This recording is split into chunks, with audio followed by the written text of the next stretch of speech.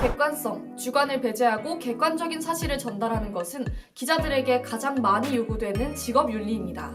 하지만 언론이 정말 객관적이고 중립적일 수 있을까요? 그리고 언론은 꼭 객관적이어야 할까요? 사실 뉴스가 처음부터 객관적이었던 것은 아닙니다. 초기에 뉴스는 각 정당의 이야기를 전하는 정파지 형태가 강했습니다. 객관적이거나 중립적인 것과는 거리가 멀었죠.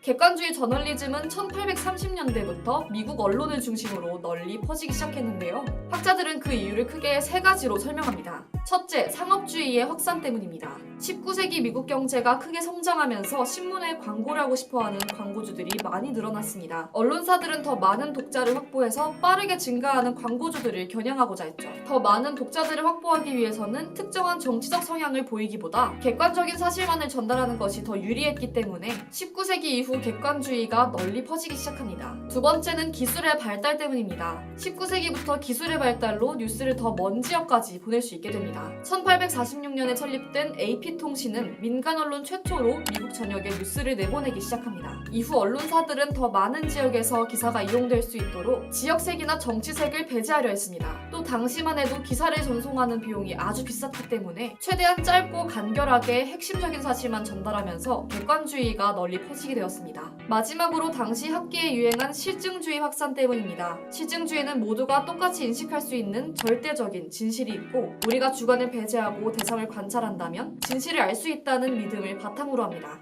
또 절대적 진실을 알기 위해서는 객관적인 기준으로 측정하고 증명할 수 있는 것이 무엇보다 중요하다고 말합니다. 학계를 휩쓴 실증주의는 학계를 넘어 언론계에까지 영향을 미쳤는데요. 이때부터 기자가 주관을 배제하고 현상을 객관적으로 설명해야 한다는 인식이 확산되었습니다. 또 기사에서 검증할 수 있는 정보를 사용하는 것 역시 아주 중요해졌습니다. 하지만 이후 객관주의 저널리즘은 여러 가지 비판에 부딪히게 됩니다. 먼저 인간이 주관을 배제하는 것이 가능하냐는 비판입니다. 인간은 원래 자신이 가지고 있는 이해관계나 가치에 영향을 받을 수밖에 없는 존재라는 것이죠. 실제로 기자가 어떤 사실을 기사로 쓰기를 결정하는 것부터 기자의 문제의식과 주관이 개입되고 기사에서 어떤 단어를 사용할 것인가에서도 주관을 완전히 벗어나기는 어렵습니다. 또한 객관적인 사실을 전달한다고 해서 그것이 꼭 진실을 담보하지는 않는다는 비판도 제기되었습니다. 사실과 진실은 다른 개념입니다. 사실을 종합적으로 잘 전달해야만 그것이 진실이라고 이야기할 수 있습니다. 2000년 9월 동아일보에서는 영남 지역의 불황을 강조하며 대구, 부산에는 추석이 없다라는 기사를 내보냈습니다. 당시 대구, 부산의 경기가 나빴던 것은 사실이지만 IMF의 영향으로 전국의 경기가 좋지 않았던 시기이기도 하죠.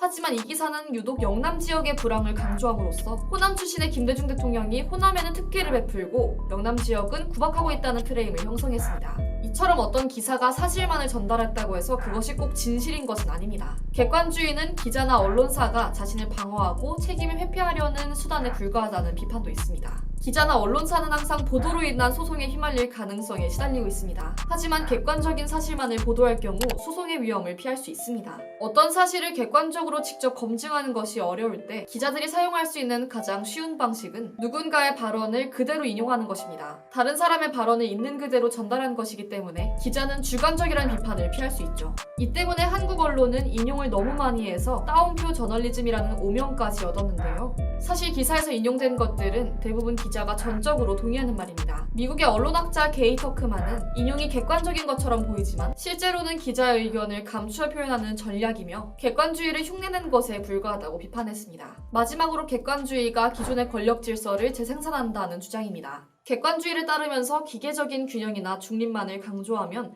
잘못된 것이 있어도 적극적으로 비판하기가 어렵습니다. 이것은 저널리즘이 궁극적으로 추구해야 하는 사회정의나 불평등 해소를 어렵게 합니다. 또한 객관주의는 검증 가능한 정보를 중요시하기 때문에 정부 관계자나 소수의 엘리트들의 의견을 인용하는 경우가 많습니다. 따라서 객관주의 저널리즘이 보여주는 것은 모든 사회 구성원들의 합의가 아닌 사회 지배층의 의견이며 언론이 이들의 의견을 더욱더 강화한다는 비판이 가능합니다. 그렇다면 언론은 객관성을 아예 포기해야 할까요? 세상엔 고정된, 변하지 않는 진실은 없다고 하더라도 대화와 토론을 통해 더 나은 진리에 도달할 수 있다는 가능성은 여전히 존재합니다. 기자와 언론 역시 완전히 객관적일 수는 없겠지만 사실을 수집하는 과정에서 최대한 자신의 이해관계를 배제해서 진실에 더 가까워지기 위해 노력할 수 있는 것처럼 말이죠. 일부 학자는 언론에게 요구하는 객관성을 새롭게 정의하자고 말하기도 합니다. 민주주의의 핵심은 시민들 간의 대화라고 할 수 있습니다. 서로 다른 의견을 가진 사람들이 자신의 의견을 자유롭게 교환할 수 있을 때 진정한 의미에서의 대화가 가능한데요. 일부 학자들은 바로 여기서 기자의 소명을 찾습니다. 이는 바로 대화의 장으로 서로 다른 목소리를 가져오는 것입니다. 표면적으로 보여지는 의견만을 실어 나르는 것이 아니라 지금까지 사회에서 배제되었던 사람들이 목소리를 내고 대화에 참여할 수 있도록 하는 것, 공적인 영역 밖에 있던 목소리를 공적인 영역으로 끌어들여 모두가 자유롭고 평등하게 대화할 수 있도록 하는 것을 기자의 객관성이라고 정의하자는 것입니다. 지금까지 객관주의 저널리즘에 관한 여러 주장을 알아봤는데요. 여러분들의 생각은 어떠신가요? 여러분들의 생각을 댓글로 들려주세요. 그럼 우리는 다음에 더 알찬 뉴스 이야기로 만나요.